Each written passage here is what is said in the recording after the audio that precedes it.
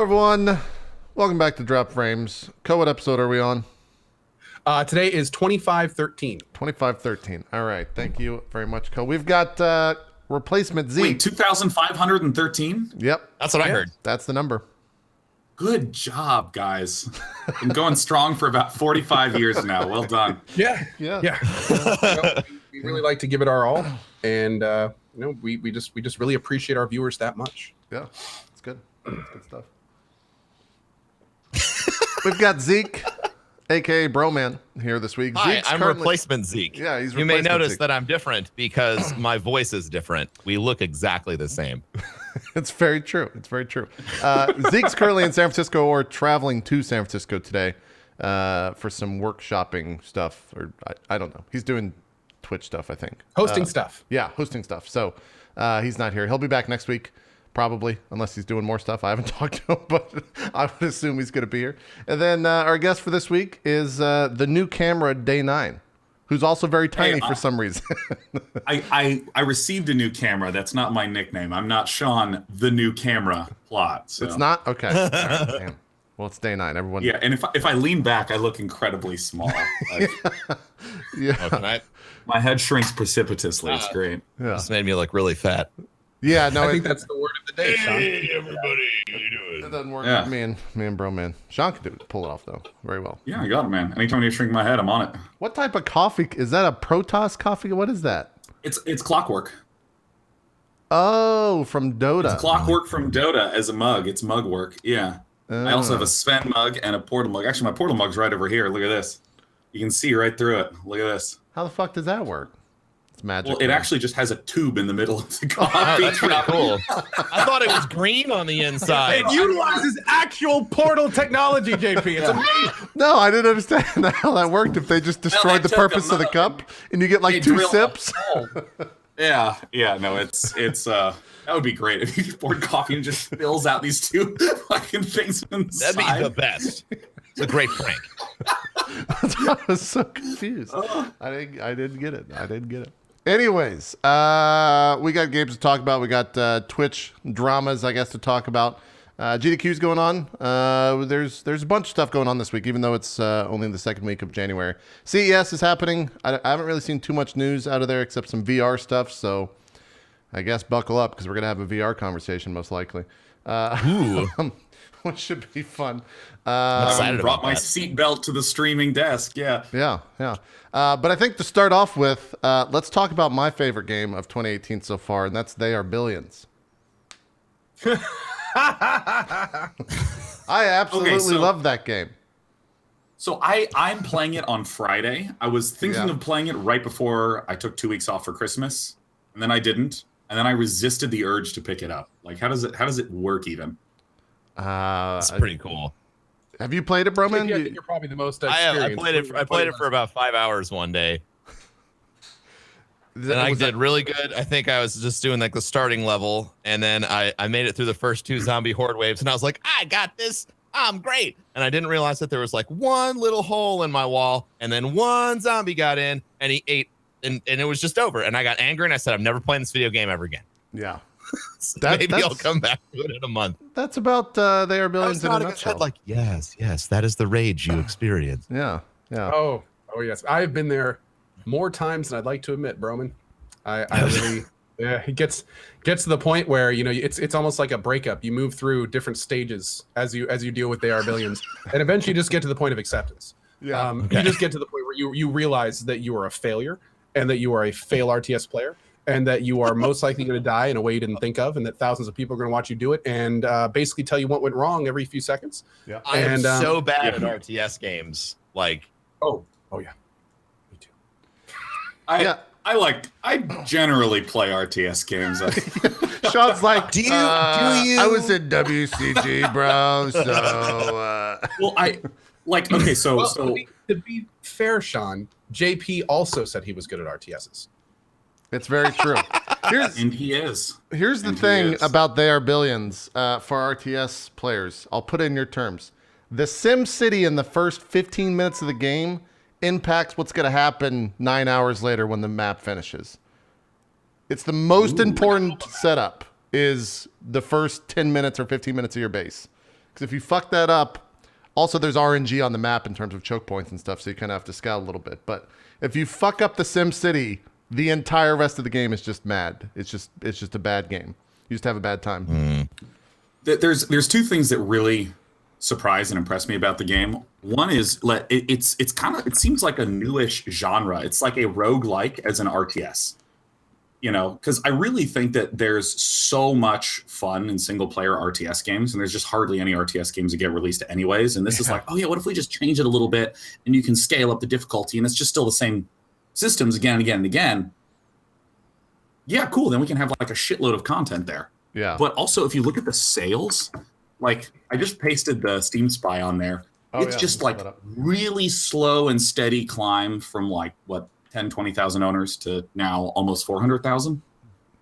Well, it blew up on Twitch, and I'm sure that has a lot to do with that for sure. Yeah. Well, we talked a little bit about it last week, but what's really special about this game is actually what Day9 just kind of nailed with the RTS comment. Like basically, what's really cool about There Are Billions is it takes what works in RTSs. It takes all that stuff. Like JP, when we first talked about it, JP was like, hey, does it have this? Does it have this? Does it have this? Like he was asking if all these RTS things were there. And I pretty much said yes to everything.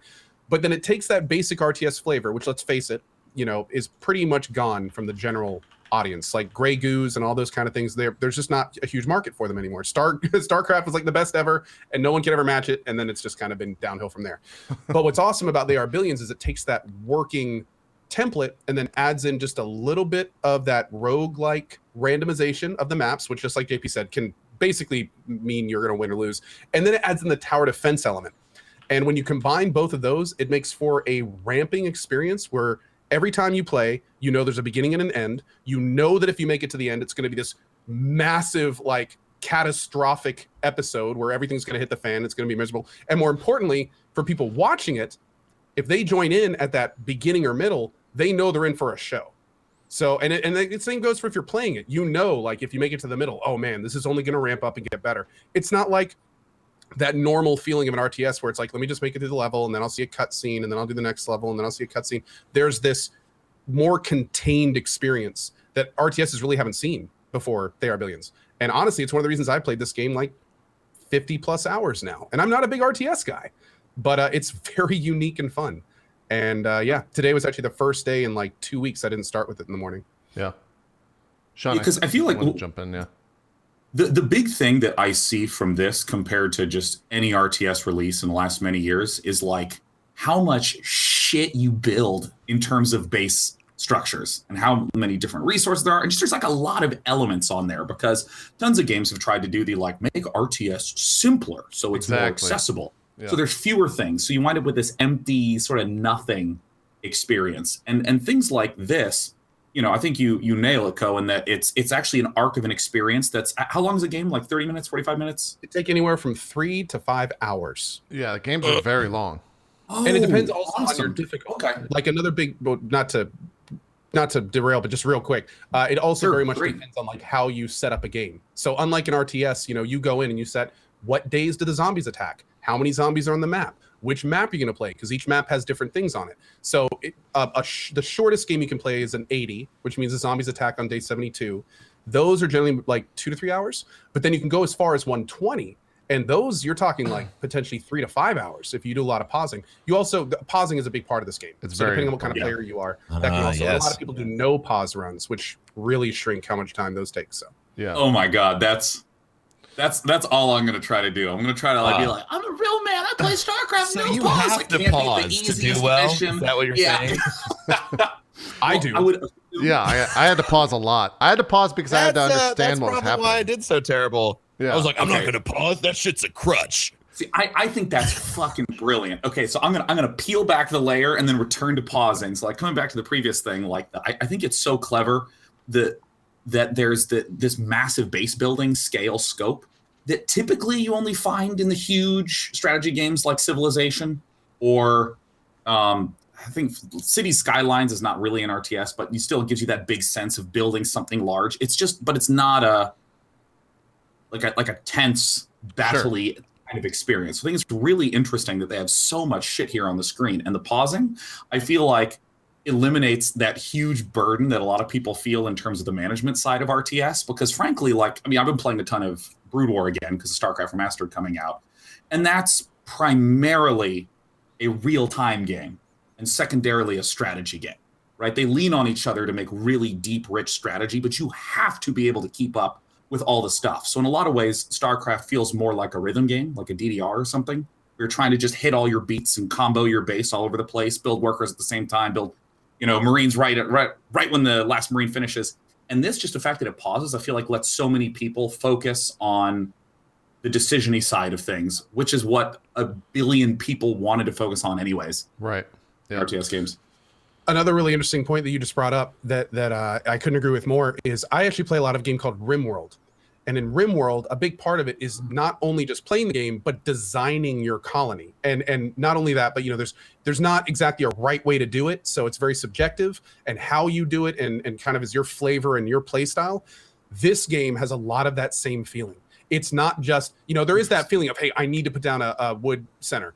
But then you before you do that, you look at your map and you're like, okay, I have to keep it this many blocks away from my power units so I can get them going and spread them out. I can't put it on Greenland because that's where I'm going to put a farm later. I need to make sure it's close to this building. I need to make sure it's far from this building. And all of a sudden you have this like extra layer of city management, which ties directly to what like city skyline is. And all of a sudden, you're pausing and you're just sitting there looking at your base, trying to imagine yourself 5 steps ahead about what is this going to look like in an hour.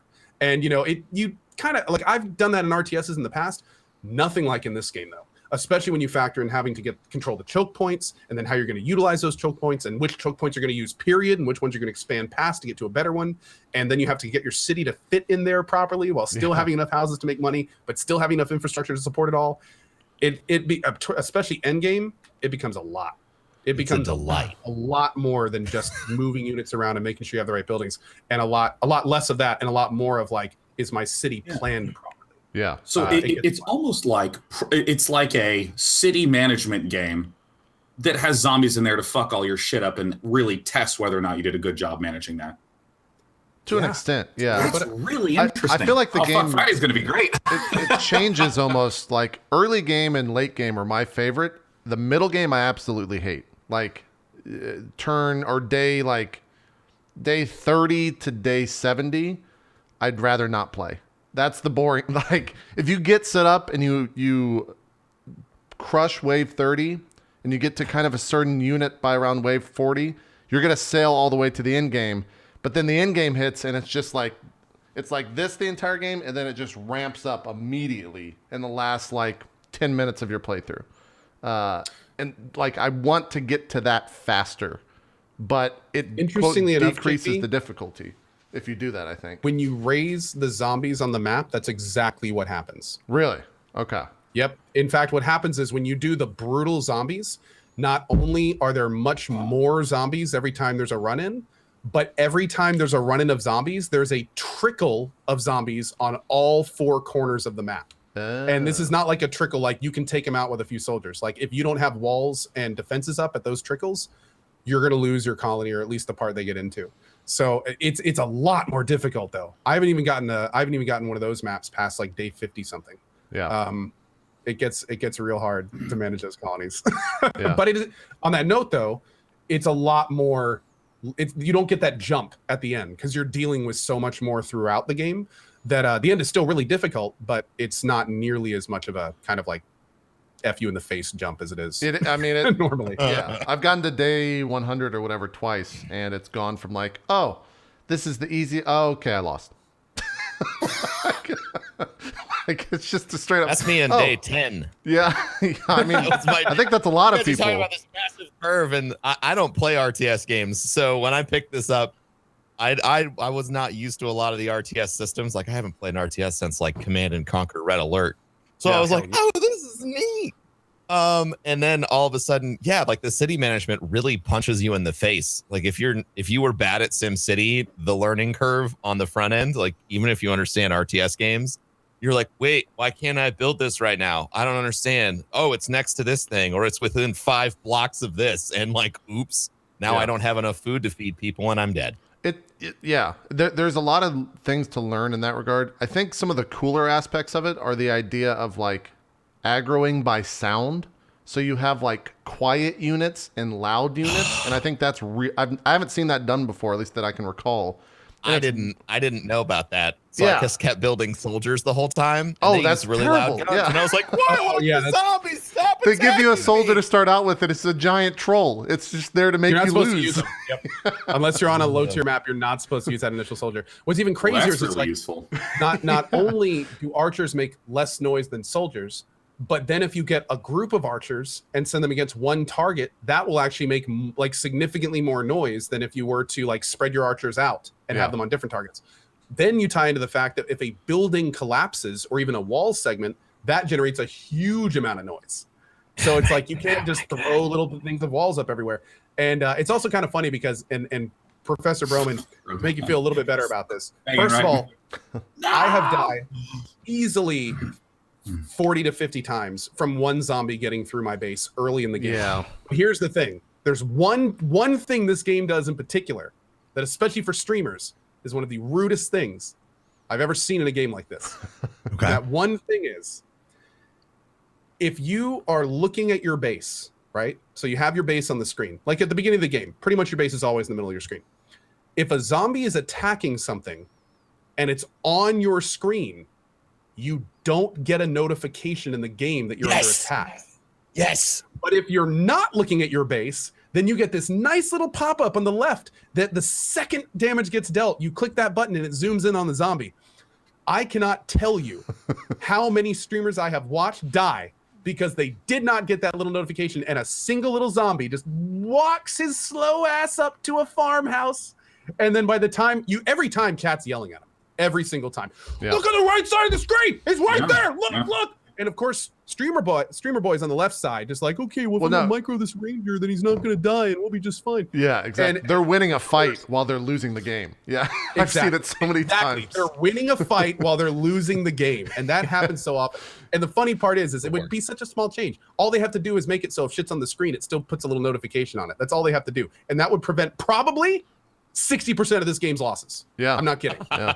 I saw I'm not kidding. there's a comment in chat earlier that said something to the effect of the game does not give a fuck about your time, and I think that's like a perfect thing. It's the box quote for this game. We do not give a fuck about your time because I've been in almost every streamer I've watched has been in a game for 30 minutes, 40 minutes, and they periodically will just have zombies kind of come out of nowhere.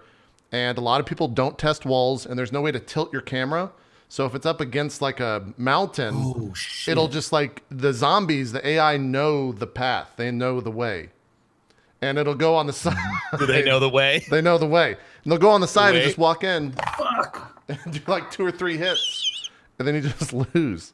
The house just goes And the to best shit. part about this game is it is designed to be, your base is literally a set up ring of dominoes. And Yeah. it takes one tap in the right direction, especially like if one zombie, it doesn't matter how many defenses you have.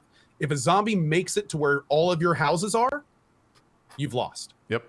You've lost. Well, the second one house explodes next to the rows of others, it's just like this. It's like this little cumulative explosive effect as you watch your entire town get converted to zombies. It's pretty amazing. They do. And like JP said, it's designed to screw you in those Yeah. cases. Wonderfully, I might add. One of the best parts of this game is watching your colonies crumble. Like every time I know I've lost, I just zoom my camera out over the center, and I'm just kind of like, all right, here we go.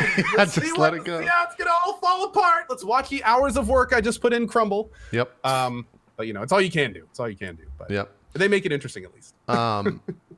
When I said I enjoyed the early game, I enjoy it so much because of one simple thing that I think is brilliant that they put in. And it's the idea of veteran units. If a unit kills X amount of mobs, basically, they will rank up and they become faster and hit harder, et cetera, et cetera. And the idea of spreading those out, getting a unit to veteran, and then pulling him back and bringing a rookie forward and getting him veteran status and like constantly trying to level up those early units, that was extremely fun for me to do. But then I hit mid game and it's like, well, it kind of doesn't matter that you have veteran units at this point. But early game, it's fucking fantastic because one unit can fire almost, I don't know the exact attack speed, but it seems almost double, at least for the archers. It can be. Oh, that's awesome. Yeah, so that stuff is really cool. They do a lot of really smart things. But And the fact that it's not multiplayer, they don't need to worry about any balance bullshit, man. They just like, I mean, veterans could be Well, overpowered. It doesn't matter. No one cares. I have seen that basically snipers and Thanatos are like the only units that people use at this point. That's the meta. Yeah. The meta is sniper and Thanatos right now. Yeah. So I'm But they've already said not only is the game not finished, so we'll see a lot more units, more structures, more zombie types, all that kind of stuff. But they're still very much fine tuning it too. So I wouldn't be surprised if that were to change. Like So for the thing instance, everyone's crutching on is going to punish them later. yeah, hopefully. Probably. Maybe. Hey, it's really I mean, cool. You like these units. Imagine if They're they had about to be terrible. Thanatos steal like friendly fire or something like that. It would snipers now use Nerf guns. Yeah, you can use them. Or they're Enjoy. really loud. This Oh, yeah, is well, they're already super loud. The big problem with snipers right now, and this is what makes them kind of the de facto. a sniper. But the big thing with snipers is their meta makes it so they can kill all the specialty zombies before they can get to your units. And both soldiers and archers, their range is too small, so they'll take damage every time they fight one of those specialty units. But the snipers can just walk around with a group of snipers. That's all you do. Yeah. Really slow. And if you're playing like an 80 map, you may not have time to clear the map with just snipers. But yeah, it's pretty ridiculous and pretty necessary, unfortunately. Hopefully they'll fix that. For people that have never seen the game, this is what happens when you kind of reach end game. This is on a 500% run. This is Admiral Baru on map 4. I'll actually put this full screen just so everyone can kind of see what's going on here. Oh my god. It's Look at kind the of lag, ridiculous. by the way. Yeah, It doesn't and- matter what kind of computer you have. Everyone has to deal with that lag. And Baru actually did something where he sold off everything in his entire army and built basically the wall to last as like a strategy. And I think he ends up winning this. But he's just kind of letting it go. It's kind of ridiculous. Obviously, that takes much more time than this 30-second clip will allow. Holy shit. I don't know if you have the clip, JP, but I actually got a 1 in a million map. I heard about your And choke I point. actually- Yeah, let me see if I can find that. And What's the 1 in a million map? it was a map where I started the game and I had my little thing right in the middle, and then I sent out my rangers and did a little tiny perimeter sweep, and I was 100% surrounded by mountains except for a single pass. So what I did was I played the entire game until the very end, and then I sold off everything I had, brought it back to this choke point, and every single zombie attacked me in that one choke point. Wow, that's unbelievably lucky. Holy shit. Yeah, and then That's Thanatos nuts. just spam him down. That was it. Did you win? I won. All right. I expanded out to almost the entire map and then sold everything and collapsed in in the very center. Yeah, you didn't So even clear all the four- bottom either. All 4 sides are in there. No, I didn't clear I expanded the entire like top half, like just completely ballooned out of there and then sold every bit of it and retracted back in. That's ridiculous. You can see the army of Thanatos is back there. Those guys firing the rockets. Yeah. If it wasn't for them, I wouldn't have won. No question. Yeah. So the other thing too is that map RNG is super important. I think I feel like they need to put a map that doesn't change for people that are new to the game. That's going to be apparently the single player. Like Really? Okay. what we're playing right now is they are survival. And what they're eventually going to have, and they've announced this. In fact, I was going to try to wait for this, but it turned out they weren't going to have it until March. They're eventually going to have like a campaign where you work through pre-made maps. That kind of, I'm assuming they're going to introduce you to the mechanics. It'll unlock buildings like in a standard campaign. Right. Probably get new zombie types introduced to you slowly. And I'm assuming that's going to take the place. And what's going to be really interesting is to see how people do on survival maps after there. Because I have to admit, this game is brutal at the beginning. Not a lot of tutorials. Not really sure what you're doing. Sean, when you first start playing it, don't just take it slow. You're gonna die. Don't do anything. Just look. Just look at stuff. Just breathe it in and take it in. That's right. Yeah. But I think once they get that implemented, then a lot of this stuff will probably get a little bit of love, which it's been needing. So Yeah. should be good. But yeah, I'm done with the game, but I still think it's a pretty okay game at this point. I want to see where they go with it, and I might revisit exciting. it. But the reason I say I'm done with it is it's just I I kind of jumped in, and Miko were actually talking about this. I jumped in the game. We both kind of jumped in the game after it was already kind of figured out by Twitch chat, by watching streamers that are, putting in 40, 50 hours in this game, and we're stepping in with like 5. And we're like, oh, yeah, we lost. This game fucking did. Why did we lose? This fucked up. That's a bad thing there. And then chat just kind of rails you, and I was like, well, I don't feel like getting reamed by chat right now, so let's go ahead and play something else. There's definitely an onboarding time for games on Twitch when they have a high skill cap, and if you don't start at the beginning and you jump in later, like, I'm going to learn this game, everyone's going to be like, why the hell are you playing this? You suck. Go die, and please play what you usually play. Yeah. And you guys just nailed why a lot of people have a lot of trouble breaking into CS and LoL on Twitch. Pretty much. I mean, right. Yeah, without a doubt. You need to, if there's skill-based games that you're interested in, it's always important as a broadcaster to get in like at the beginning, even just as an experiment. Yeah. There's what's the new Escape from Tarkov? Yeah, is like that. It has the depth. Like, I had people in my chat. If you've not played Escape from Tarkov, it's sort of like if the Division's Dark Zone concept came in with like a looter shooter sort of situation, except like it's the most hyper detailed gun system you've ever experienced. Like, if you want to mod your gun, you need a rail that matches the gun type, that matches the type of attachment that you want, that's all the right size. Like, it's insane. Like, the depth is incredible. Yeah, this is me playing. But like Tarkov has that same sort of really intense ramp up. I played it for 4 hours and I felt like I learned nothing. You have to micromanage your health. You have to all the weapons, the guns, like you have to actually load bullets into the magazines in clips that you carry with you. There's a button to manipulate your thumb as you're pushing the bullets into the sniper rifle. Almost, I mean, so they don't jam. I had some gun nuts in my chat that were looking at the stuff, like these people, really firearms enthusiasts in real life that are like, oh my God, they have this. And they just all started talking to each other. And I was like, you are speaking another language. And they're like, this is the best game ever. These are real guns. And I was like, never again. Also, you can play with the team. Yeah. There is no HUD to let them know that they are your team. And I got murdered twice. Oh, just because they thought they were your team? Yeah. Nice. Yeah, you have to constantly report your position, and they'll be like, "There's a guy behind there's a guy behind a tanker over here," and you can yell, "I'm behind a tanker." That's me, and then I got shot right in the head. Right in the head. I was just scared, man, and you lose all your stuff when you die. Right. Everything you bring into the mission. So if you have a full kit and someone kills you, and you don't have insurance on your kit, you lose everything. So, Jesus, bro, when you said you played for 4 hours, brutal. About 3 or 4 hours, yeah. And is that total or in one session? Total. So I mean, out of curiosity, I'm kind of wondering because like my buddy Sacro played the hell out of this game when it came out, but he wasn't able to play it for too long until he started feeling like there wasn't a real drive to keep him playing it outside of like the basic gameplay loop kind of thing. Did you get a feeling like, are you going back? Yes. Do you want to go back? What are your goals in the game? The issue for me is that for me, the complexity is so deep that I don't know if I'm actually being rewarded for the activity that I'm doing.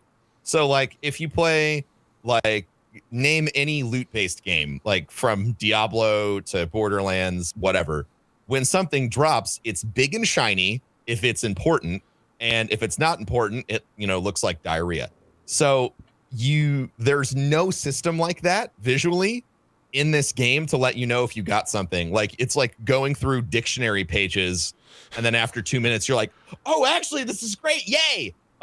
So I think like a visual upgrade to their loot system might be really helpful. Just some markers that say like, this is high quality, or this matches your current gear set. And is an improvement on your site. But the fact that you have to go in and like read everything before you know if it's good, that was really demotivating to me. There's a lot of things that mobile games do with like stars and explosions and sparkles and colors that, as someone who grew up being a StarCraft player, super hardcore, yeah, I'm gonna care about systems. No, actually, I really like sparkly things that have nice sound effects and make me feel good and have nice color coding associated with it. Like I remember when the Necromancer was released in Diablo 3, I like hopped back in and like I'm not doing anything hard. I'm just like going on basic runs, and there's like explosions and crunchy sound effects. You get a legendary and it glows a little bit. And when you level up, like a beam of light descends from heaven and explodes on the screen and shit. Yeah. And it's like it's an important part of the experience that in a lot of ways is not the hard part of game development. It feels like, you know, if you at least have just some of that and crib from any other game, it actually has a powerful impact on my enjoyment. Yeah. This is when you cut to the mobile devs and they're doing the Jack Nicholson thing where they're just like, Done it. please, Day 9, continue for our highlight reel. He's the target market. He's a whale. Look at him. Oh, hey, by the way, Smoke a lot in this story. Quick correction. It actually looks like Sacriel is not only back to playing Escape from Tarkov, but according to chat, there was a wipe recently. It's a lot more polished, and it looks like Bikeman has returned to it. Sequisha's returned to it. So maybe it's making some progress. The last time I talked to Sacriel about played it a month ago, last week. It was not quite that. So Yeah, I've heard. I'll check. I've check it out heard a again. lot of different mixed things about this, but maybe they were all before that patch. Maybe it's better. Maybe they're trying to see if it's better. I don't know. yeah, Sacriel's actually playing it right now. Okay. So he is back. Yeah, bro, man. I'll be happy to check it out. But for me, like the big barrier to entry, and even from a viewability standpoint, I feel like if you have to continuously explain to your viewership, like, I got this, it's 2% better, here's why, and like I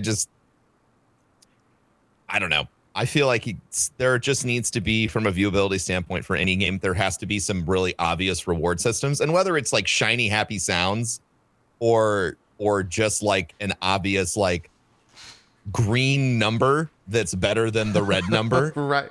You know, just something Final that says Fantasy like VII this style, is better. points up and down. Yeah. Point up or down. Like it, just something like that is so huge from a viewability standpoint that I think it's like, if you want your game to succeed on Twitch, I think you need a little bit of that in your game. So that way new viewers who are just trying to check your game out can understand, oh, like I get this system. It makes sense to me. And as Twitch becomes an even more powerful force for selling games, I think that it's something that a lot of devs need to consider in their development early on.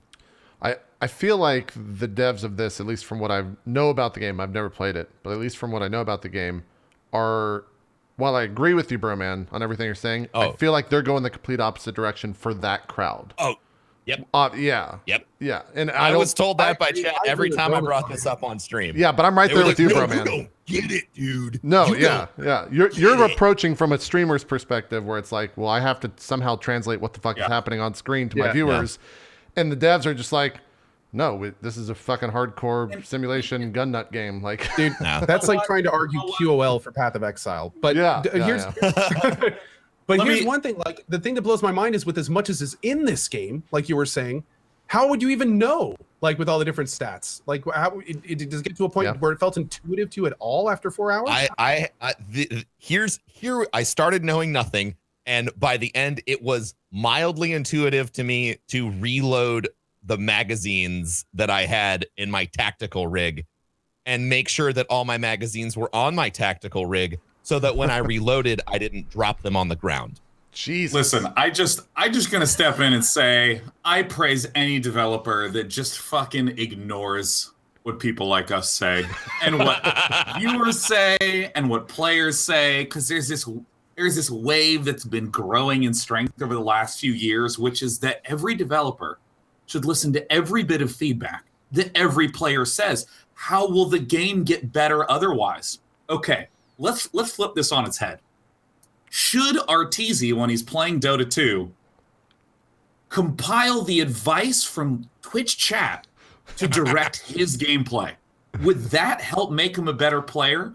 Probably fucking absolutely not, man. So, I mean, I really love how a game like Dark Souls emerged, where when Dark Souls first came out, or when Demon Souls, I guess, people were like, well, there could just be a map. They could put a map in. They could make a little more convenient to follow. Is the inventory system doesn't make any sense and so on. And I mean, part of me is like, yeah, I guess, and they did make improvements going to Dark Souls 3, but also the fact that developers just pushed down a very specific path and said, here's what we believe, and that's where something cool happens. And I mean, yeah, I want my little green numbers because I don't like to read when I'm in a game. I'm live. And I'm like, guys, hold on. I'm going to be real quiet for about 30 seconds while I evaluate the text that's on the screen. No, I'm immediately going to get panic-stricken. I'm not entertaining. I'm not entertaining. Nothing's happening right now. Yeah, that's why I want the little green number. But devs, please ignore the shit out of everyone, man. Keep making good games. Hell yeah. It's true. There's, I agree with everything being said. Step off my soapbox, man. Yeah. So you're definitely not returning to this, bro, man, just to put a cap on that. You're good with it, with the escape from Tarkov? I mean, you escaped? Day9 makes a good point. No, this is me extracting right here. Oh, you beat the game. Cool. Yeah, now you don't have to return to it. That's me. One of the raids, so I got out with all my gear and everything that I had with me. You escaped from Tarkov. Good job. I escaped from Tarkov. Yeah, man. Yeah. And scene. Yeah, I don't know. That's it. I don't have any more comments. I thought that my feedback was great. Day9 over here just shits all over it. That's fine. I mean, it's no. I want to be really clear. I'm not shitting on your feedback. I'm shitting on the entire approach of ever giving feedback. No, I just like. No, I think that was more vaporizing his shit and distributing it for everyone to enjoy. Not just on you. Everybody. Let me be clear. No, I think you made a really good point, and I have been on the same side of you as you about that for a lot of different games. And when you brought up Dark Souls, I was like, yeah, no, that's 100% correct. It just, to me right now, it feels awkward in an in an FPS setting. But you're 100% correct. Specialization is how you define a market. To mince words and to nuance this a little bit, I mean, every game developer will agree that gathering feedback is critical to the game development process. And I also think that just hanging out, talking about what we like and don't like about games is awesome. And that's actually the whole point of this show. And that's what gamers do with each other just for fun all the time, right? That's great. It's just that one extra step that some people take where they're like, I made a tweet to the developer. It was not directly addressed in the patch. And how dare they not either respond with why they didn't do it or implement what I said? You know, like that whole thing where part of me is just sees those tweets that are just like, just ignore it. Every one of those fucking people. I agree. What game was it where they removed one particular tree on a map because of a tweet? Do you remember that like 2 months ago? It was like Battlefield or something. I never heard about that. And we removed this one tree from this, and it blew my mind. I think they did it more as a joke or something, right? Like they put a tree in and a patch, and it created the path was messed. Was it Destiny 2? People were saying, I don't know. Rising Storm 2. People are saying. I didn't. Rising Storm 2 Vietnam. What did they remove the tree for? And they removed one tree from a map because of a tweet. Huh. There was something the tree prevented the players from doing something they liked to do, and this one tree caused the issue. It was messing up, I think, like a flight path or something, or a gun path. I don't remember what it was. I wish you had more details on this. But I think an also important thing to mention when we're talking about this is there's a big difference between game design that designers are working on and trying to improve and game decisions. When a dev says, I want this, like this is something I've decided on. It is in concrete, and no matter what players say, this is the choice we're making for this game. Yeah. And I think a lot of times that developers aren't really clear a lot of times what is stuff they want to change and what is a decision. A good example, going back to what I was talking about earlier, is the PoE guys. Like, there's a lot of things that when you play PoE, if you come from other ARPG things, you're just kind of like, this is weird. Why don't they do this basic stuff that's available in other games? Like, they could patch this in a second, right? Why don't they do it? But then you listen to the game design or the devs, and the devs say, we're not doing this for specific reasons. This is a choice we made. We don't want it to be any faster. We like how it is. So sit on your ass and be quiet. And that's a totally valid thing to do. That's great, because like I would love more of that. That's when it's just like, there you go, take it or leave it. This is what you get, and that's great. And honestly, a lot of times that's how really cool, iconic, memorable features are put in games. When the game devs say, no, we're not fixing that, we're not changing that, enjoy it. deal with it. It's part of our game. To follow up on that, it was a Rising Storm 2 Vietnam game. There was a Reddit user that just posted and said, hey, remove this tree in a modest, humble, free of vitriol and kind of over-the-top nonsense that we don't see, or that we usually see. And they removed it. They took it out of there. I don't know why specifically he wanted it gone. Okay. Yeah, I don't know either. I just remembered it because I thought it was hilarious. I really like the idea of developers coming out and saying, like, this is a decision and this is something that's up for debate. Like, I love that idea because I think that, you know, the hive mind of the internet thinks that every feature in every game should always be up for debate. And if developers come out and say, like, no, actually, like, these are the things that will never change, and these are the things that we're open to examining, that would even maybe help refine the feedback loop a little bit. Yeah. There's this designer at Blizzard named John Hodgson who's awesome. And there's something that he said that's been like very influential on how I just like think about stuff in games, where he said that often you'll be at a decision point where you have like maybe two different paths you can take. And the fact of the matter is either one of those paths will lead to a good game. It's the important thing is to note that it's not a better or worse. It's just the decision of what direction you want to go in. And in particular, if you have like 20 decisions when you're working on a game, making sure that you're making choices that push down the same general path so you have a cohesive vision is important. Otherwise, you know, kind of winds up looking a little bit disorganized as an experience or winds up feeling discordant with itself. But in particular, the important nugget is that it's a decision. There's a good game down this way, and there's a good game down this way. You know, if you know, I think about The Last of Us, where the whole scavenging crafting system was pretty light, right? It wasn't like this super deep, rich Minecraft-esque thing, and I'm sure that they could have made a choice to grow that, and they could have made it good.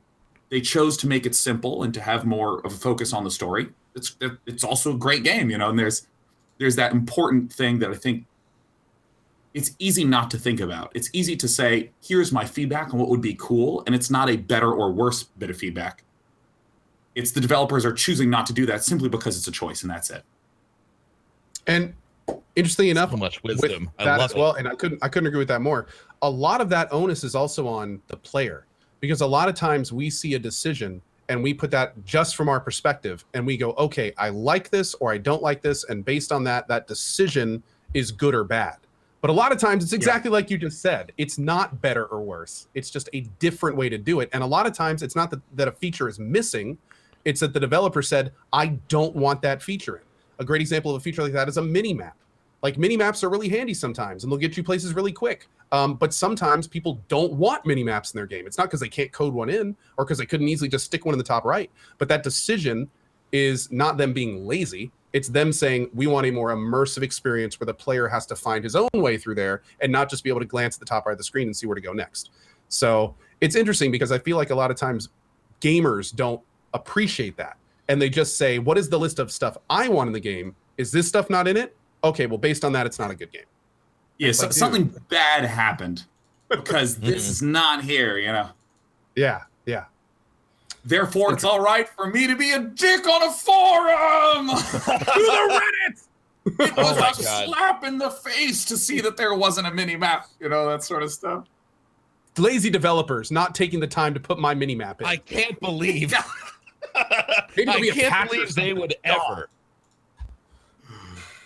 Guys, it just occurred to learned me, a lot. by the way. That was an awesome conversation. Holy crap. It just occurred to me. Jesus, We're it's amazing. 48 minutes into the show. Uh-huh. There's no logo on this screen. Uh-oh. Wait, Well, I've been okay. translating the binary in the second, and I have to say I'm pretty offended, JP. I'm kind of surprised that Twitch let you do that. Where's the drop? It doesn't exist there's to this overlay.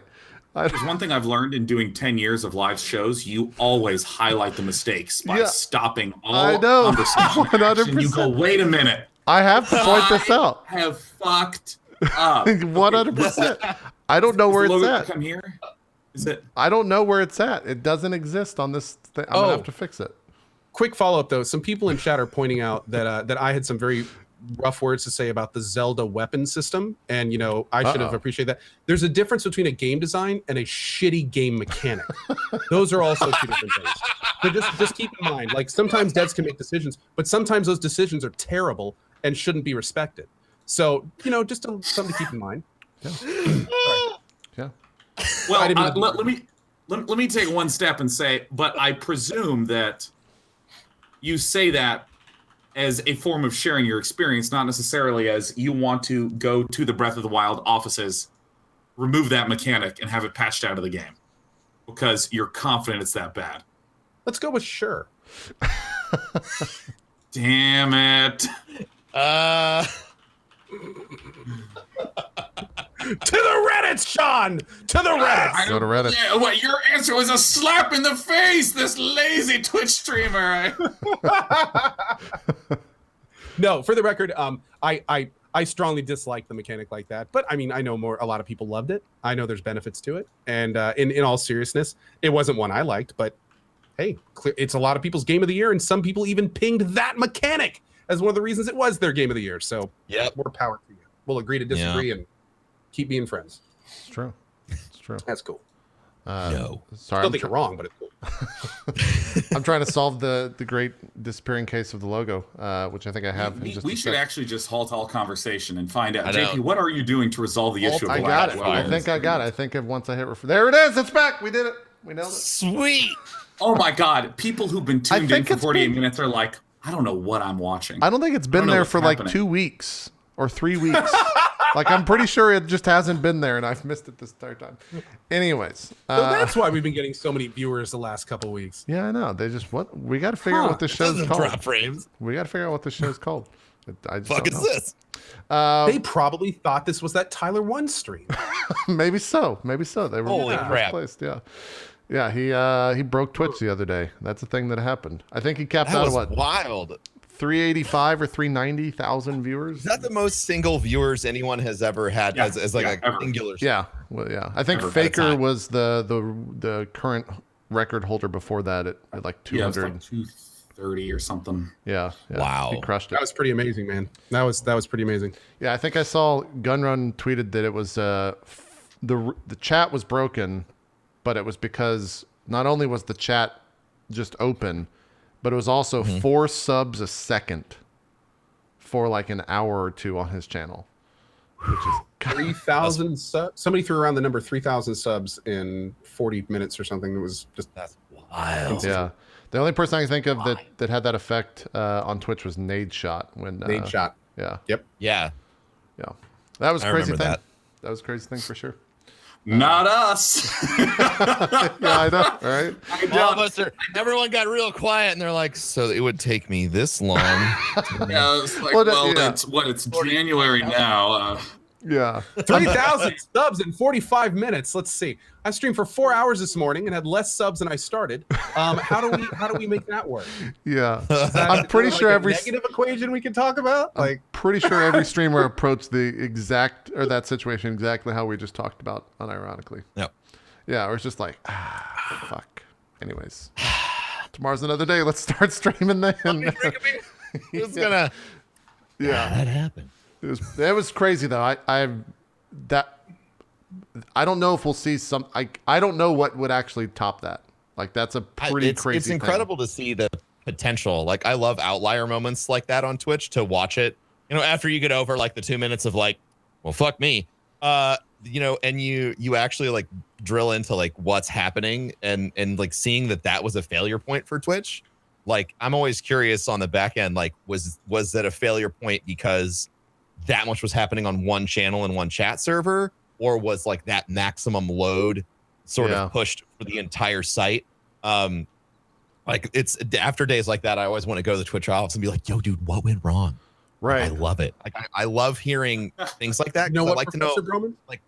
what went wrong and what they could improve on, Yeah. It's really funny because when you say that, that's exactly what the Twitch devs are saying too. So It might I don't be. know. It might be. Typical Yeah. coding, right? No, This you works. Why does it work? misunderstand. I don't know. We don't want It's to like the fix the general problem. We just want to know. Yeah. We just want to have Yes, you know. I love it. I think Tyler 1 coupled with GDQ, although GDQ was not, the chat's been so restricted this year that it's not really been that crazy in terms of. It's been interesting to watch that, because I think this is the first time they've just done permanent sub only mode. Yeah, it's definitely sparked some conversations, both good and bad, across the internet. That's for sure. I know I tweeted out, "Hey, why is this in sub mode? What's going on?" And then my timeline just got real bad and negative for the next day or so. And I'm just like, asked a question. I just want to know why. I'm not picking a side. Stop. It's not me. It does cut down on the organic growth of like memes and stuff like that. Memes will live on, though. You know, they'll find a way. Memes will live on, but I don't. It was an interesting. Yeah. It was the memes. We'll find a way. Yeah. I agree, though. The special, I think one of the things that is special about GDQ was the chat, when it was good natured, kind of going along with what was happening on stream for a week. Yeah. It's unfortunate that sometimes the internet goes the opposite way and makes it a very negative experience. And I think that's quickly what happened. Yeah. And they had to do something about it, because if you don't, it's just going to continue to do that. And their answer was sub mode. Is that the right answer? I don't know. Well, I feel like there's actually two different things going on. One of which I understand, and the other one I think is an important lesson for anyone making modern media. On one hand, there was the problem of, if there was a black speedrunner or a female speedrunner, there'd just be a lot of racist or sexist comments flooding. Sure. Okay. There's also a lot of people just being shitty in general in chat. Let's make it sub mode. I would assume all of us agree chats in sub mode are generally much less shitty than chats that are not. They're more behaved. Yeah. They're more behaved, yeah. But on one hand, I go, oh yeah, in terms of a decision, putting it in sub mode helps avoid a lot of these problems, because people have to pay in order to participate. They misstep once, they get banned. Well, okay, people will behave a little bit better. Yeah, it's unlikely someone who'd be a shitlord would also be willing to pay, right? Those are two generally different audiences. Yeah. But on the other hand, there's also this expectation management thing, where so much of modern media is about managing your expectations, about being able to say to whoever the consumer is, here's where I'm at and here's what I'm thinking. And like a world-class expectation manager is this author, Brandon Sanderson, who literally writes a State of the Sanderson blog at the end of every year, where he says what he did throughout the entire year. And he says things like, yeah, the next novel in my series won't be out till 2020. He just says it way early. And he says he thinks he can get it by 2019. But he just sets that expectation right now so that all that gets out of the way. And when I think about something like, the game's done quick, people know it as a giant meme spam fest. And it has developed a reputation of that. Yeah. So now people kind of have that expectation that's built in there. I think if there was more lead up, more discussion of these problems, discussion of what the solutions are, and perhaps just simply an acknowledgement, listen, 90% of you guys are being great. You're just being funny and goofy and freaking out whenever sick plays are happening. Great, keep it up. But there's this 10% that's actually sufficient to issue that this is the current solution that we propose, and we're going to see how it goes. Maybe that would assuage a lot of the concern and anger, because I know that a lot of Twitch streamers that have done that transition have had so much friction just at that juncture because of not presenting what their expectations or managing the expectations of the viewers. Yeah, it's a good point. I think you nailed it. The issue was that it was a surprise. Like day one, people was were like, happening. I can't talk. Yeah, all of a sudden, that's why I'm here. The show starts and sub only kicks in, and they're like, I want to spam YSG. Like what? Right. What is happening?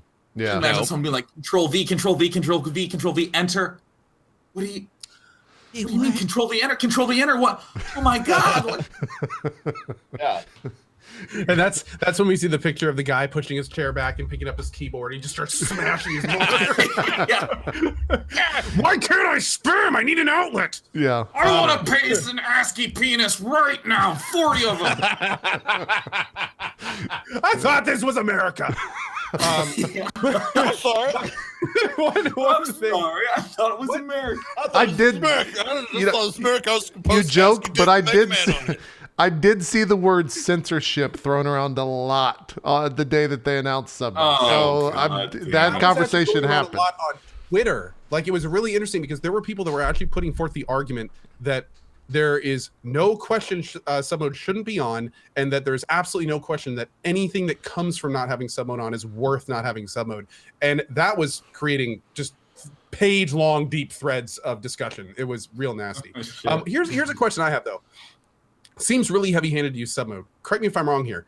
If you sub to AGDQ, that does not show up as a $5 donation to AGDQ, right? I think it's I don't know. totaled You're in just after the fact. Subbing to them, right? They total it in and they do donate the sub revenue. What Yeah. they need to do is they need to just connect all these systems, because Twitch can do this in the back end, and anyone who donates to AGDQ is able to talk. You just make them a sub. Like end of story. No sub button, nothing. Very You smart. Donate, Yeah, I you would can agree. talk. That'd be cool. And then it's like, oh, you want to talk? never thought of Well, that. throw Yeah. some money to charity. And Yeah. there you go, done. But anyway, I don't know. It seems, I got to admit though, putting in sub mode, especially without the communication like you guys were talking about, that's a recipe for confusion.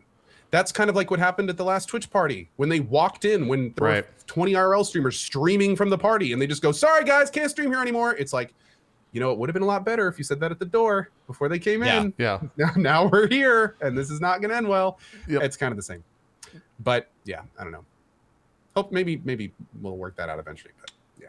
Yeah. That is super clever. The other thing is I think they're at 500,000 right now, so it's still trucking along.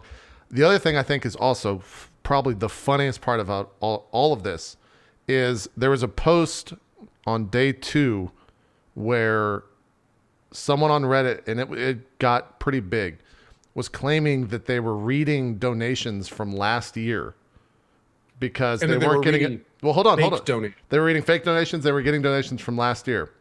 Yesterday on Court of Swords, Gassy Mexican says, yeah, that was my fault. And I'm, what? Why was that your fault, Max? What are you talking about?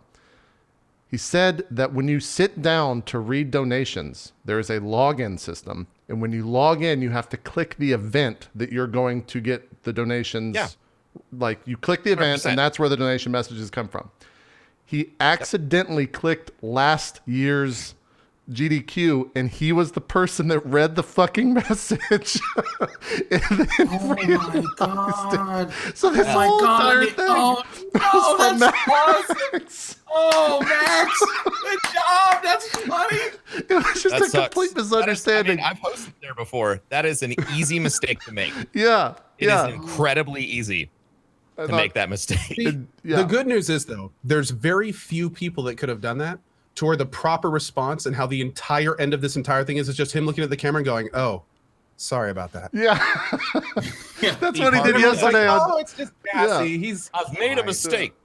He's sitting in a hotel room at GDQ yesterday doing Court of Swords, and he like broke that during the pre-show. And what? That you realize there was like a shit ton of controversy because of this. You should have tweeted something out, not just brought it up in the pre-show because you remember. You might not have realized he'd done it until. Yeah, you until might be then. right. You might be right. I just thought that was that's fucking actually- hilarious. Dead serious. I have sat at that hosting station, and like there is not a lot of indicator to you where you're reading from if you click into the, like I'm sitting here thinking if I clicked into the wrong event, I would have no way to know that I was in the wrong event Yeah. unless somebody walked up and they were like, "Hey, stupid!" Like Yeah, there's That's what happened. nothing there. Yeah. Yeah, okay, I was going to say, so out of curiosity, did someone come up and stop him at any point? No, Like, I or- think he read that, and then someone said, "Hey, you're in the wrong event" or something. He explained it yesterday on Yeah. Court of Swords, but I was laughing too Yeah, but you hysterically would to need catch the whole someone. situation. You would need someone to tell you to stop.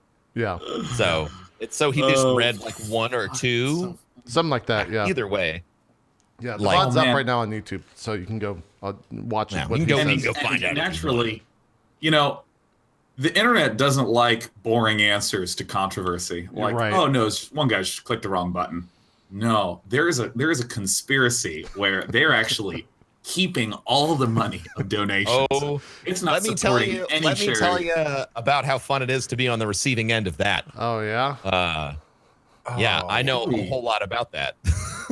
Have you run I was into going to say, similar and situations? that's the 3-second thing that's going to come out of this show.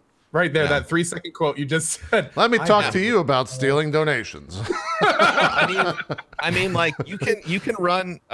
So I run a charity event for St. Jude, Guardian Con, and when you donate, your receipt literally says, "Thank you for donating to St. Jude Alsac Charities." That's on PayPal, and still, like people will say, "You're pocketing this money," and I'm like, "How is that physically possible?" If the notification from PayPal that you're receiving says, "Thank you for donating to, St. Jude Alsac." Just like with the GDQ events, it says, "Thank you for donating to the Prevent Cancer Foundation."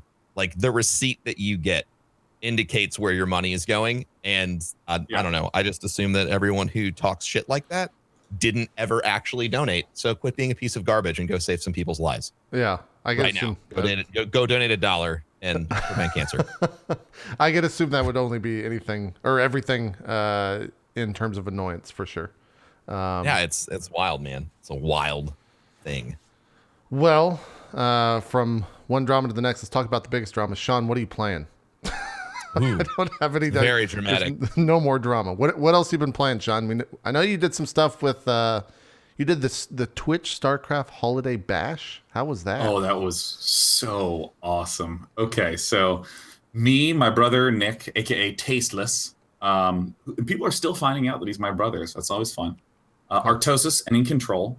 We've been doing this thing where it's the four of us literally just hanging out. There it is. There we all are. You see Nick and Dan in holiday garb. We've set up some snowman in front of Nick. And it's basically just a LAN party where a whole bunch of people that are either current big StarCraft players or old school StarCraft players, we just have a LAN party. And you're looking at the final day where we made Sheth and Kwai Rice and Noni, and I don't remember the other player in this game. We just made him play 2v2s in StarCraft 2. Yeah. And it's just a super fun event. It's not like super serious. Actually, cut closer to the end because In Control amazingly made it to the finals and played against Draco. Yeah, you'll see some Brood War in there. Get in there. Oh, nice. Yeah. Yeah, here's In Control trying to battle against Draco, who's in super good form right now. And it is just really, really fun because there's just not that many games that have like 20-year histories to them. You can talk conceptually about what's up in, any manner of game. But in specifically Brood War, there's just like we all grew up playing it. We had stories of calling each other when we were in like elementary and middle school. Because I've known Jeff, Nick, and Dan I've known Nick my whole life, but Jeff and Dan I've known for like 20 years now. Something like that. So just telling stories, and we're not even really doing that much commentary on the game, honestly. We're doing some. I'm probably the one who's most interested in talking about it. Nick and Dan are making fun of each other the whole time, like just having a blast. I mean, it is probably the most fun stuff I've done in years. Just hanging out, doing these kinds of events. And we want to do more in the future. This was at Twitch HQ, right? In Santana, this was in a loft in Oakland. Oh, okay, awesome. It was rented out and just sort of built into a LAN party. I think they also did a Smash event in the days leading up to this. Cool. And so, been playing Brood War, and I gotta say, I found out the most amazing thing just 3 days ago. The mouse that I have been using for the last 18 months, 2 years, is a tracking issue. Either the lens is dirty or damaged or something, but like my mouse cursor would like, oh no, wiggle a little bit. So if I was trying to click on something precise, like I would always really notice it when I was checking email. In Gmail, you have to click the little checkbox where it's like mark as read or archive. I would have trouble clicking just in that small space. Like in terms of the big mouse movements, it would be fine. But if you looked, my mouse was basically doing little sine wiggles everywhere it went. So it was really inaccurate for small mouse movements. And I literally have an exact same copy of the same mouse. I have multiple of the same mice in my house because I'm a fucking prepared person. And I just swapped it out. And now it feels like I have a new sense. It's like amazing. It feels like I can like hear color and shit. It's the most life-changing, just being able to click on stuff. And literally right after this show. I'm doing Dota 2 all day, and I'm so fucking excited. Just accurately click on shit. You have no idea how hard it was. And the thing is that I've gotten a reputation as this guy who fucks up all the time, and I'm realizing that all these misclicks may have been my mouse, because I pride myself in having an accurate mouse, right? I was a StarCraft player, right? I feel like really cool. My mouse is like my sword and shit. I'm like a little fencer, like fucking clicking on shit all accurately. And instead in Hearthstone, I would just be like dragging out the wrong thing, and I'm gonna be like, ha ha ha, Day9's bad. But he's happy being bad. And I'm like, yeah, I'm so happy to be playing Hearthstone and fucking up. And it turns out my mouse has just been hurting me this whole time. And I'm not saying it's responsible for all the misclicks, because it's just not, okay? I just know for a fact that it's not, okay? But I feel like a new boy again. I'm a new boy, and I'm very happy. That's good. How's that Hearthstone expansion? Is 3 people who I don't know if Broman plays. Do you play Hearthstone at all, Broman? I have not. Okay, let's talking to 3 people that don't play Hearthstone at all. How's that new expansion? You guys play card games at all? We've dabbled in Hearthstone, at least. We know what it is. Well, I mean, I think the only significant thing. We know what cards are. You guys even know what a card game is? There's some weirdness with, there I am, it's me. The Hearthstone expansion is a little weird right now. There's a few decks that are literally so astronomically much better than all the other decks, and it happened quite quickly. And so there's always the struggle of someone like me who wants to experiment and do doofy shit. You know, it can feel a little constricting. Yeah. In particular, the reason I say it's a little weird is, like, for instance, this deck that I'm playing against right now, these Highlander priests, they have these combos. Yeah, look, you're literally showing it right now. Yeah, look, it's what these happens combos on the show. I just pick the best times. Yeah. Yeah, in one turn, they can just take you from full health to no health. So a lot of people feel like these types of games are not very interactive. There's not a lot of back and forth. You're just sitting there getting burst down. And if you can kill him before that, you win. And if you don't, you just auto lose in one turn. Jeez. But, you know, I've played card games for years and years and years. So I always recognize that sometimes you wind up with these metas that are a little awkward and weird. So a lot of people are talking about in the next few months where there's going to be a big rotation out of cards from standard play. Because they have this sort of shifting window where standard is cards basically released in the last 2 years. And as more expansions come out, they add some cards, add some cards, add some cards, and then there's a big event where they chop off all the old ones. So that big chopping off is coming up soon. And so, I mean, in a lot of ways, Hearthstone's behaving like a normal card game right now. There's some decks that, you know, are annoying to play against. I'm still doing some fun experimentation. There's some other decks I've been enjoying playing right now as well. And I'm super, super unbelievably excited for when they chop off the old cards from standard. Yeah. Because, I mean, really, I play Hearthstone for change. I just like that it's a fantasy-themed Rube Goldberg machine, you know, where just, like, crazy shit's happening a lot. What is someone who only, like I said, watches Hearthstone from a pretty far away distance, how's that game in terms of, like, audience size? Is it decreasing? Is it about the same? Is it kind of normalized? Like, I have no idea of how many people still play Hearthstone.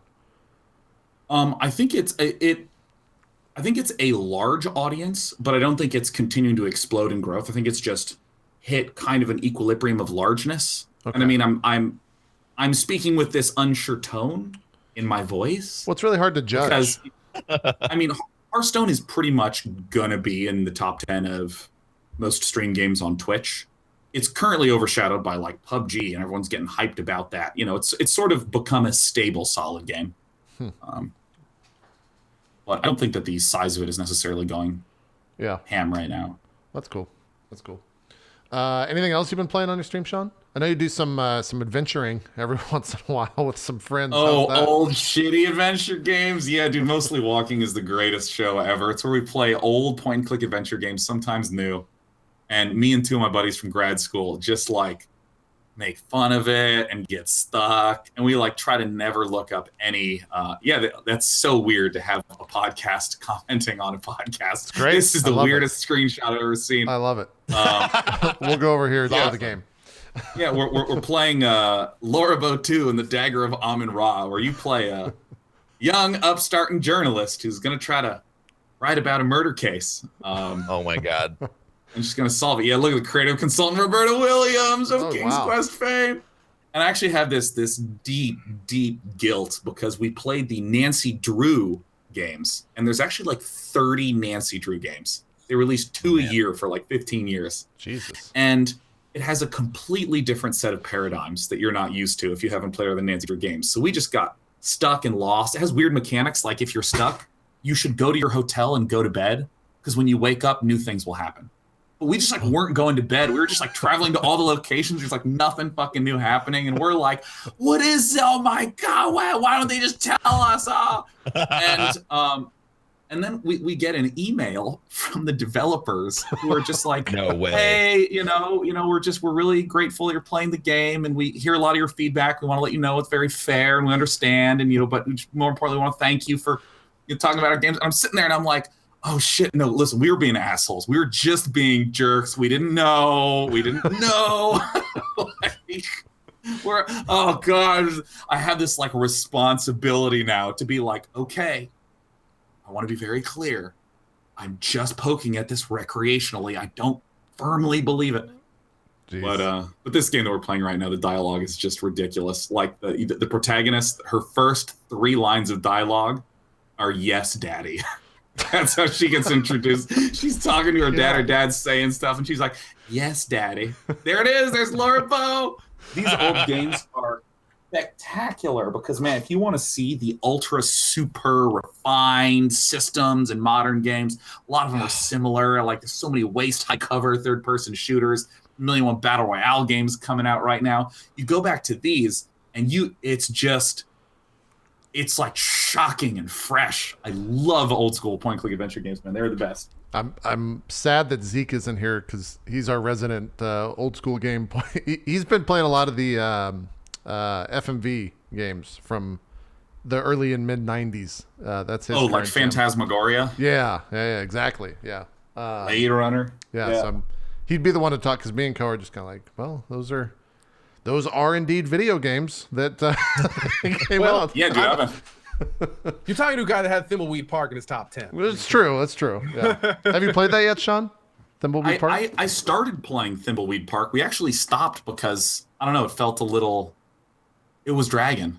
Uh-oh. Really? You think so? Yeah, well, I'm trying to remember what my opinion was on it and why we halted it.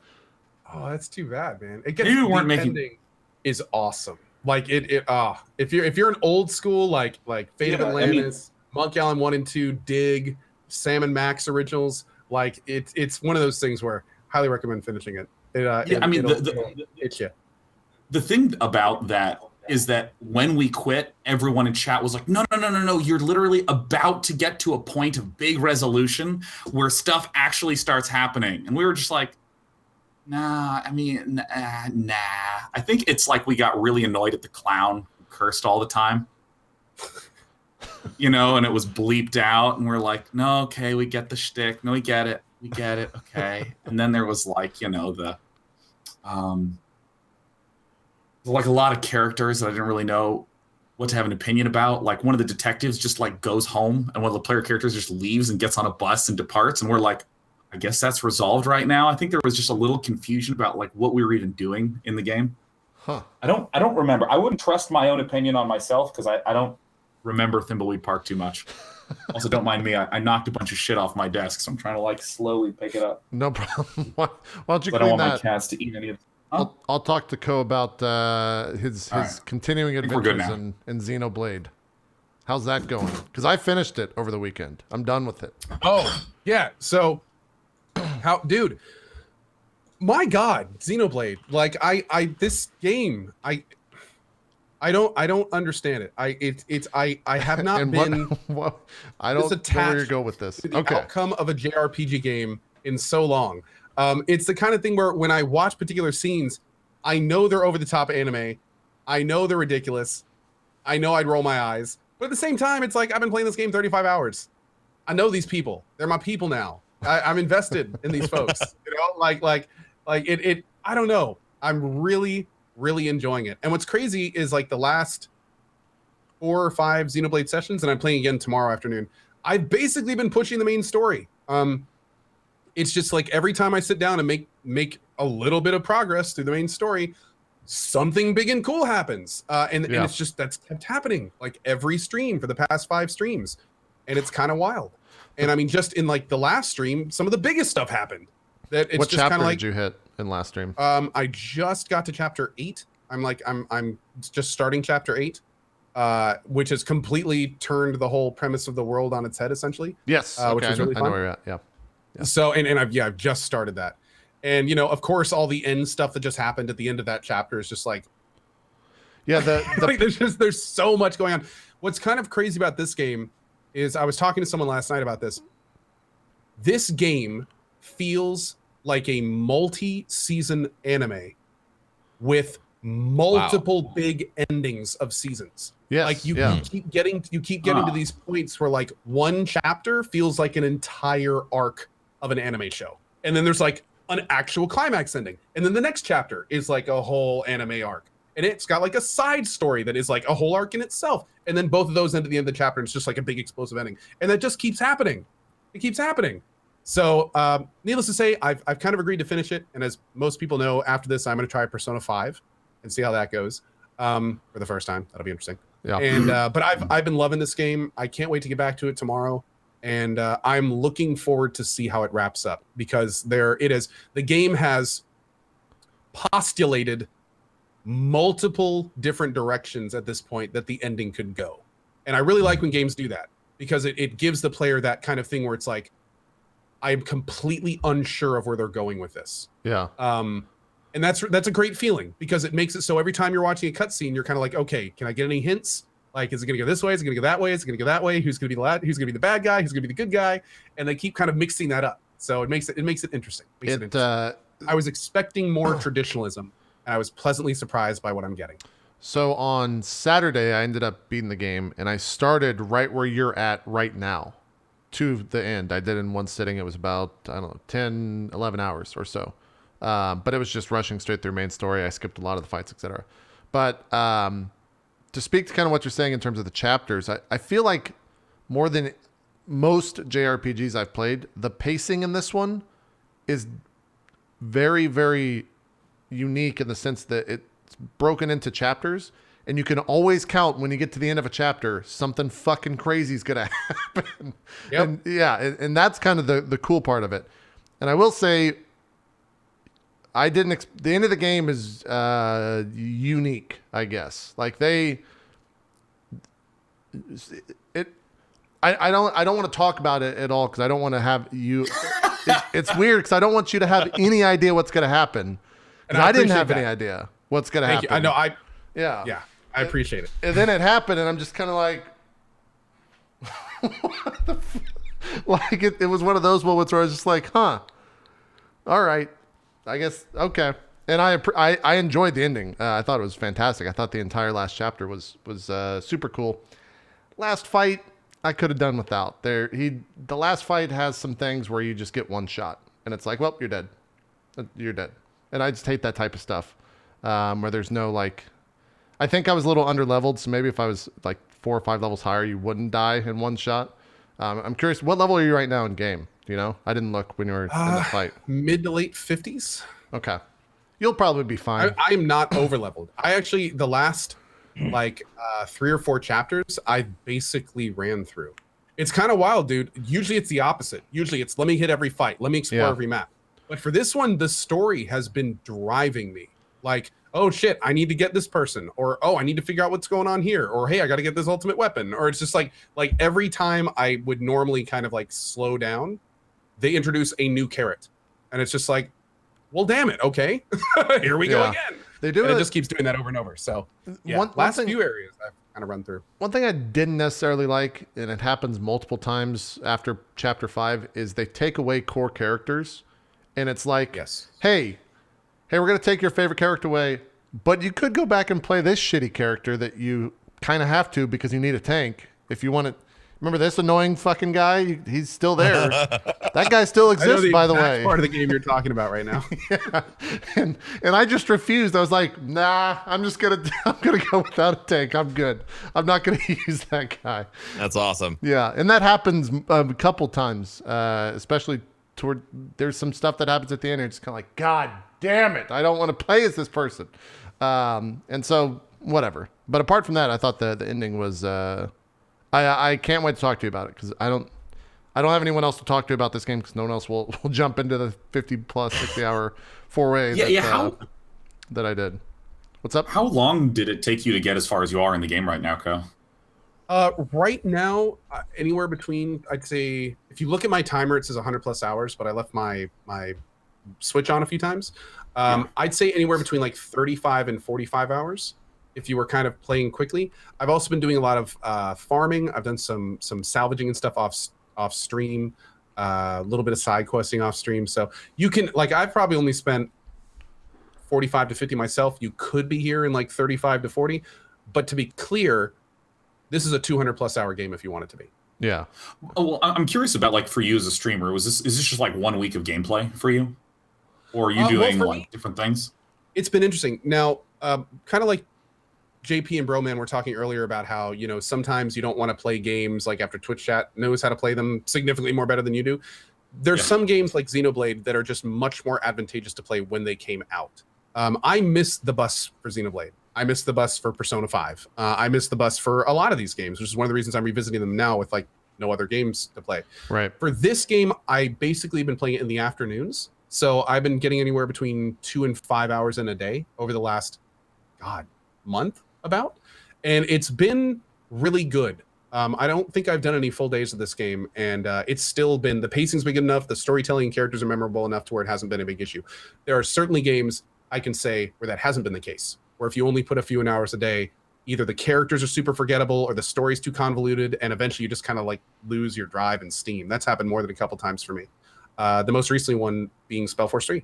But this game has been pretty good about it. And not only that, it also has classic anime reintroduction tactics, where every few chapters you will get a nice little refresher on who are you and what's your goal and what are you doing and where are you. That's you know how like awesome. animes love to do that on season 2, 5, 7, that kind of thing. They don't tell stories; they explain them in detail. Yes, exactly. Yeah. And you get those little refreshers every so often. And there's definitely been a case or two when that's helped. So it's been okay. It's been okay. And streaming it, I gotta say, like, what's nice about streaming a game like this is the downside is you get less viewers because a lot of people have seen it. A lot of people know the ending. So when even if you're one of their favorite streamers, they've already seen all the things, they're not interested in seeing it. But what that means is even though you get less numbers, the people that are there are generally much more accepting of what you're playing. I already know what you're doing, so they're just excited to watch you play it. Or they're experiencing with it. They waited to play it with you and they're experiencing it the first time. So what it tends to mean is the quality of chat I've found playing a game like this in the afternoons is just off the charts. Like you don't have those people kind of riding on it. You don't have that that vocal, you know, is this game good? What is this game? Oh, this game sucks. This game shitty. The people that are there just want to watch it. Everyone else is off watching other stuff, you know, because they already know what it is and they've made their decision. Yeah. So it's been really fun to stream for that. And I haven't minded the less numbers because I mean it's just been a joy to stream and play it. I definitely had not necessarily opposite experience on Saturday when I finished, but I think because it was the weekend, I think people that had finished it joined the stream expecting someone that knew what they were doing in terms of like, because I titled the stream End Game, and I think End Game in this game means that you're going and hunting the level 100 plus monsters, so you understand the game at a pretty core new game +5. Yeah, on a pretty core fundamental level. And so like here I am just like bumbling about in the fucking final areas. I'm like, man, this area really sucks. And then I get like 30 pages about how I'm just the worst person and I could not be more wrong. I'm just like, So I just turned chat off for like 6 hours. I just played the game in my room, just kind of sitting That's awesome. like this, just playing the game. And I would die and be like, that sucks. And I just wouldn't say much. So it's kind of a chill Saturday afternoon stream for me. But I definitely agree with Ko. You definitely get people that are either there, kind of everything you said. For the majority of the 99% of chat was great.